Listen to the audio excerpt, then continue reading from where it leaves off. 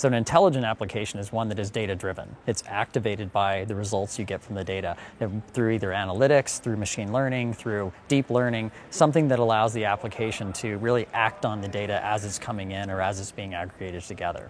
A modern application is one that is broken down into sub-functions, where the sub-functions are standalone essentially.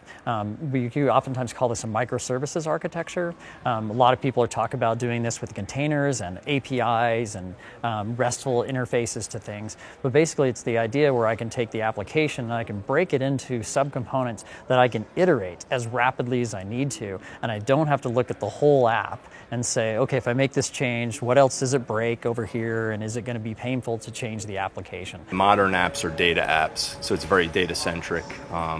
In many cases, data is sort of the new asset for the business. It is ultimately getting insights out of that data is important. Mm-hmm. I think the intelligent applications kind of have two facets to it, right? One is deep historical insights. If you've been in business for 10 years, what's 10 years of historical buying patterns or what have you?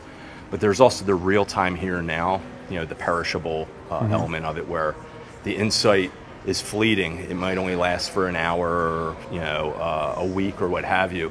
And these intelligent applications are beginning to meld both of those elements together, where you actually have this really interesting feedback loop, if you will, hence the intelligence, right? So it can make decisions here and now that are rooted in historical insight.